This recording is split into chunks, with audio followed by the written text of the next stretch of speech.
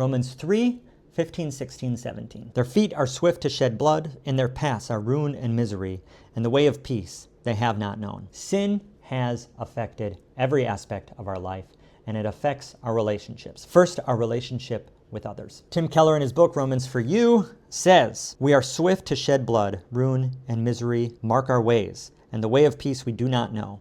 This is how sin affects our relationships. We are after each other's blood, sometimes literally, more often in seeking to push down those who get in our way. Why do we become angry with people? Because they have blocked us from access to an idol. They have compromised our comfort, prevented a promotion, made us feel out of control, or are enjoying a relationship we feel we need. When we do not live enjoying God's approval in the gospel, we do not know peace with ourselves, nor can we live in peace with others." How true. The gospel gives you peace. If you do not have peace in your life, it is absolutely going to affect your relationships.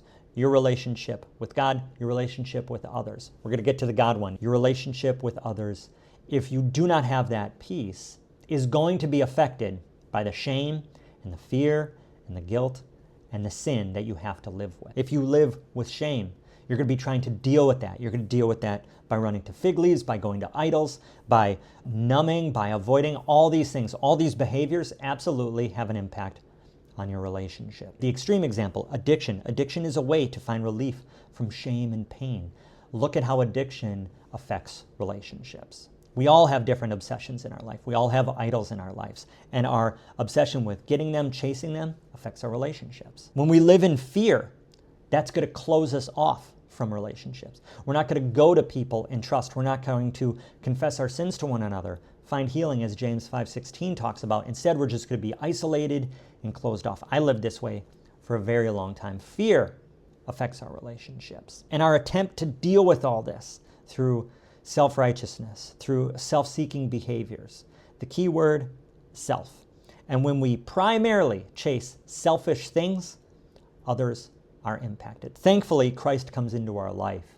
And because he comes into our life, he comes into our relationships. Even with non-believers, those relationships are changed because we're experiencing the peace of the gospel in our life.